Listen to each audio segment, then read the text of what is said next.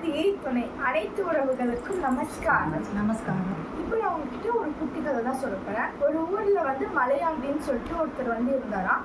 அவருக்கு மலை ஏறுறது, அந்த மலை ஏறுறது, அங்கே போய் இருக்கிறதுலாம் அவருக்கு ரொம்ப பிடிக்கும், ரொம்ப பிடிச்ச விஷயமா. அந்த மாதிரி ஒரு நாள் ஒரு மலையை ஏறினாரா. அவர் மட்டும்தான் தனியாக போனாராம். மலை ஏற்றிருக்கும் போது அவருக்கு தேவையான பொருட்கள் எல்லாமே ஒரு பேக்ல மாட்டிட்டு அவரும் மலை ஏறினாராம். அவர் ஏறிட்டே இருக்க பொழுது சாஞ்சிருதான், ஈவினிங் ஆயிடுதான், இருட்டும் ஆயிடுதான். அப்போ அவர் ஏறிட்டு இருக்கும்போது ஒரு கல் தடுக்கி அவர் அப்படியே கீழே விழுந்துருந்தாரா. ஆனால் அவர் இடுப்புல கட்டியிருந்த அந்த கயிறு எங்கேயோ இருக்கிற ஒரு கல்லில் போயிட்டு ஒரு பாறையில மாட்டிக்கிச்சான். அதனால அவர் அப்படியே ஒரு அந்தரத்துல தொங்குறாராம். ஒரு பாறை தடுக்கி விழுந்து அவர் அந்த கயிறு ஒரு இது மேல மாட்டிக்கிட்டு அவர் அந்தரத்துல அப்படியே தொங்குறாரு. அப்போ இருட்டுமே ஆயிடுச்சு. ஆனா அந்த பாதையில யாரும் பெருசா அவ்வளவா போகவும் மாட்டாங்க. அவர் கத்துனாலும் என்ன பிரயோஜனமும் இல்லை. ஆனா அவரும் கத்தி பார்க்கறாரு, காத்துல அப்படியே ஆடிட்டு இருக்காரு. நைட்டும் ஆயிடுது. அப்போ அவர் மனசுல நினைக்கிறாரு, கடவுளே தயவு செய்து என்னை இங்கிருந்து காப்பாத்துங்க, எனக்கு உங்ககிட்ட யாருமே இல்லை, இப்போ நீங்க தான் நீ எப்படியாச்சும் காப்பாத்தி ஆகணும், எப்படியாச்சும் நான் காப்பாத்தீங்க, எனக்கு ரொம்ப பயமா இருக்கு அப்படின்னு சொல்லிட்டு வேண்டாராம். அப்போ அவருக்கு ஒரு குரல் கேட்குதான், இந்த மாதிரி நீ இங்க தப்பிக்கணும்னா நீ வச்சிருக்க கத்தியை வச்சு அந்த கையில அறுத்துரு அப்படின்னு சொல்லி ஏதோ ஒரு குரல் கேட்குதான். அது ஒரு அசரீரி அவருக்கு கேட்குதான்.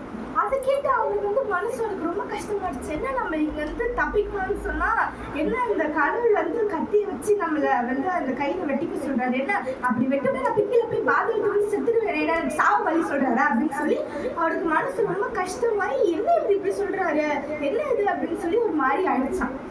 அப்போ நைட்டு ஃபுல்லாக அங்கே இருக்கிற பனியில் அப்படியே அவர் உறைஞ்சிட்டே இருக்காரு. அவரால் தாங்க முடியாத அளவுக்கு அவ்வளோ ஒரு கோல்ட்னஸ், அவ்வளோ சில்லுன்னு இருந்து அவர் அப்படியே உறைஞ்சிட்டே இருக்காரு. அப்படியே காலையிலையும் ஆயிடுச்சான். காலையில் ஆகிட்டு அங்கே இருக்கிறவங்க சில பேரெல்லாம் அங்கே இருக்கிறவரை பார்த்துட்டு இன்னும் இது இப்படி இருக்காரே அப்படின்னு சொல்லி அங்கே இருக்கிற ரெஸ்கியூ டீம் எல்லாம் கூப்பிட்டு அவரை காப்பாற்ற சொன்னாங்களா. ஆனால் அவருக்கு அவங்க காப்பாற்றுறதுக்குள்ளேயே அவர் அந்த பனியில் உறைஞ்சி அவர் அந்த பயத்தில் செத்துட்டாரு.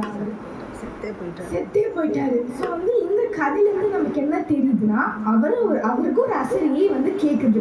அவர் அதைப்படி செஞ்சுருந்தா அவர் அது மட்டும் இல்லாமல் அவங்க காப்பாற்றுறவங்க காப்பாற்றும் போது என்னன்னா அவர் கீழே 2 அடி தான் இருந்தது. அவர் தூங்கிட்டு இருந்தாருன்னு சொன்னல, 2 அடிக்கு கீழே ஒரு பாதை மாதிரி போதான். அவருக்கு நைட்டு இருக்குனால கண்ணே தெரியலையா. அவருக்கு கேட்ட ஆசிரியப்படி நடந்திருந்தா வெட்டிருந்தா ரோட்ல தான் விழுந்திருப்பாரு. கொஞ்சம் அடிப்பட்டு அவர் வீட்டுக்கே போயிட்டு இருக்கலாம்.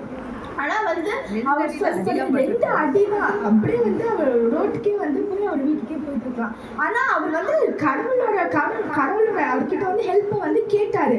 ஆனா அவரை அவர் முழுமையா நம்பல. அவர் சொல்படி நடக்கல. தன் அறிவுல அவர் சாஞ்சிட்டாரு. இதுதான் அவர் கடவுள் சொல்றபடி கேட்டிருந்தா அவர் தப்பிச்சுட்டு இருக்கலாம். ஆனா அவர் அந்த நேரத்துல நான் என்ன இப்படி சொல்றாரு அப்படின்னு சொல்லி அவர் அறிவில் தன் அறிவுல சாஞ்சிட்டனாலதான் அவர் கடைசியில செத்து நரகத்துக்கே போயிட்டாரு. இப்போ இதை சொல்லும்போது எனக்கு நம்ம தெய்வம் சொன்ன ஒரு வாக்கியம் எனக்கு ஞாபகம் நான் அதை உங்களுக்கு படிச்சு காட்டுறேன். நான் கத்தியை நீட்டி அதன் மேல் நீ பாய் என்றால் பாய வேண்டும். அப்படி பாய்ந்தால் உனக்கு மீட்பு நிச்சயம். தன்னறிவில் சாய்ந்து பாயாமல் இருந்து விட்டால் அந்த கத்தியே உன் மேல் வரும். நீ எம் கையளவாக இருக்க வேண்டும்.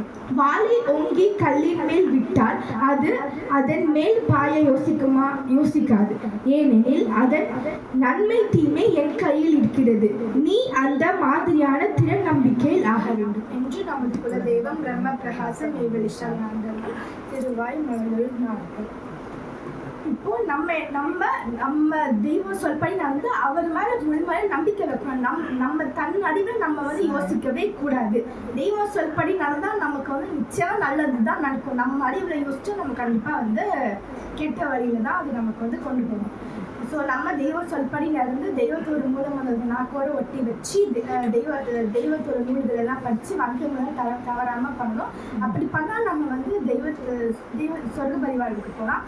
நிலைத்து நின்றவர்களுக்கு நிச்சயம் வாய்க்கும் அந்த வரமான சொர்க்க பதிவாழ்வு. தொடர்ந்து மெய்யை பேசும். நமஸ்காரம்.